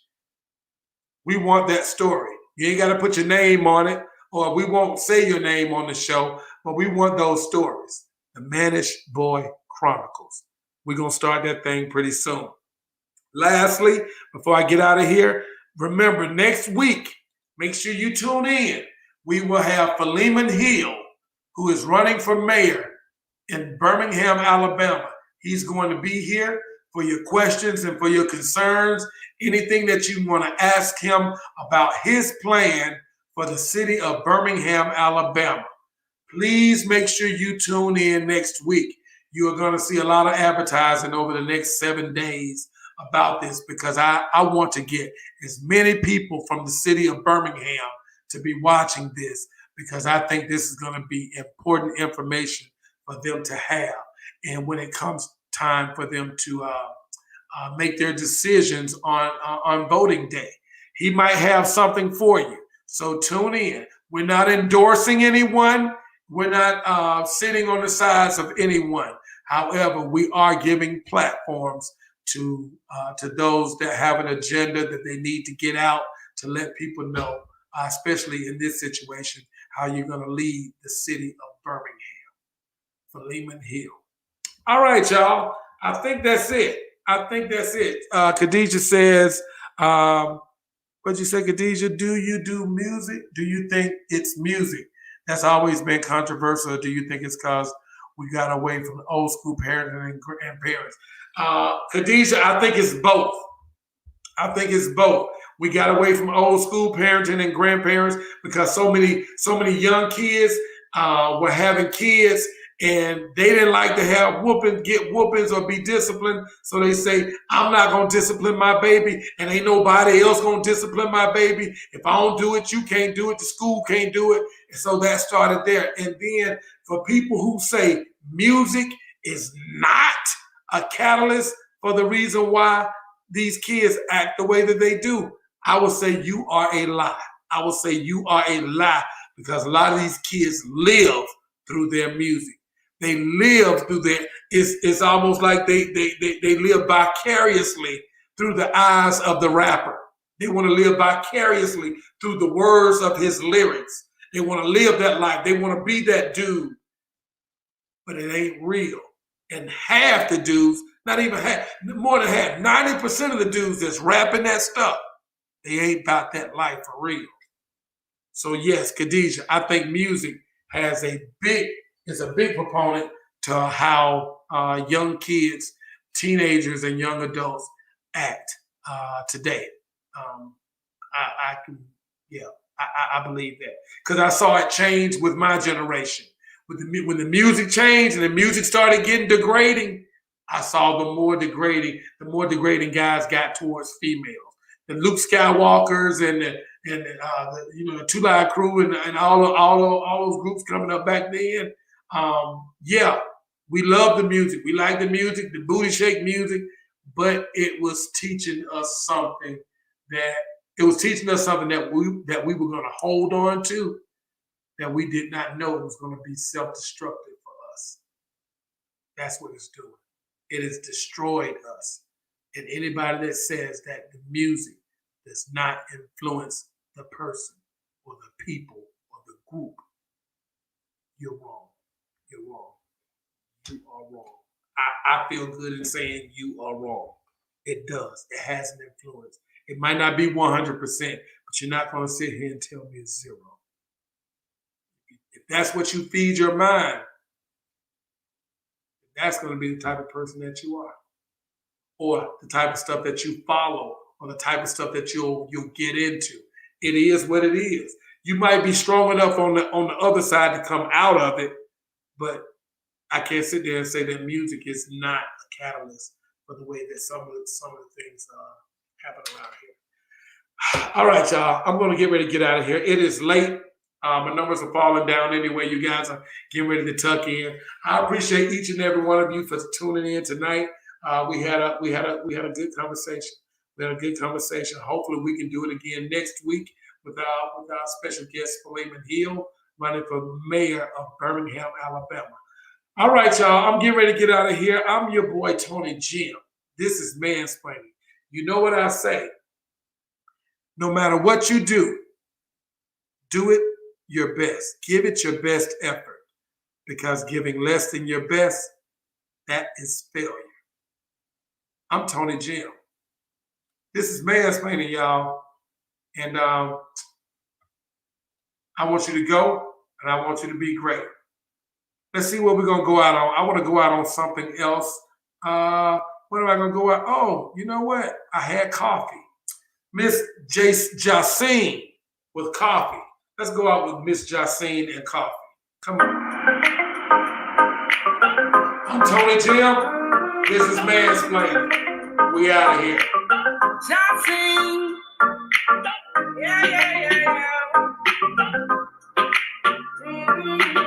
Good morning. You can be my coffee in the morning.